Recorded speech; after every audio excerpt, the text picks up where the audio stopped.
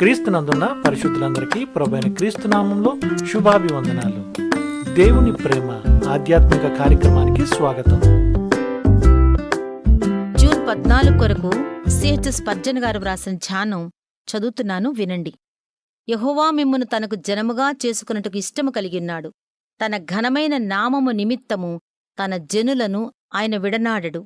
1 సమూయేలు 12వ అధ్యాయం 22వ వచనం.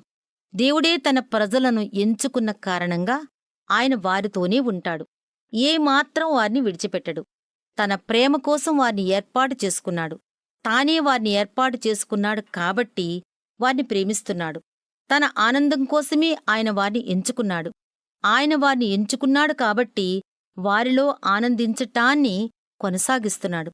వారిని విడిచిపెట్టడం అంటే తన ఘనమైన నామానికి అవమానం కలిగినట్టే. ఎందుకంటే తన ఎంపికలో లోపం ఉందనో లేక తన ప్రేమలో నిలకడ లేనివాడనో అందరూ అనుకుంటారు కదా. దేవుని ప్రేమలో మార్పులేని వాడబారని మహిమ ఉంది. ఇంతవరకు ప్రభువు మన ఎడల చూపించిన కృపా కనికరాలను తలపోసుకుంటూ ఆయన మనలను ఎన్నడూ విడిచిపెట్టడనే ధీమాతో విశ్రాంతి పొందుదాం. మనలను తన ప్రజలుగా చేసుకోవటానికి ఇంత ప్రేమ చూపించిన దేవుడు తన కృపను ఎట్టి పరిస్థితుల్లోనూ వెనుకకు తీసుకోడు. ఇన్ని అద్భుతాలు మనెడల చేసింది మనలను విడిచిపోవడానికా? ఆయన కుమారుడు యేసుక్రీస్తు మన స్థానంలో చనిపోయాడు. ఆయన చనిపోయినది వ్యర్థం కాదని నిశ్చయం చేసుకుందాం.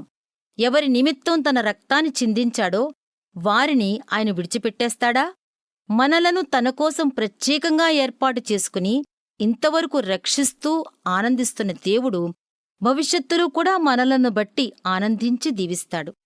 మన యేసు ప్రేమ మారిపోయేది కాదు. మనలను ప్రేమిస్తున్నాడు.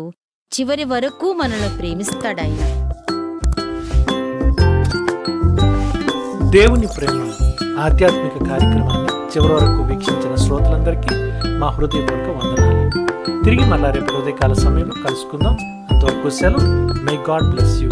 దేవుడు మిమ్మల్ని అందరినీ దీవించును గాక.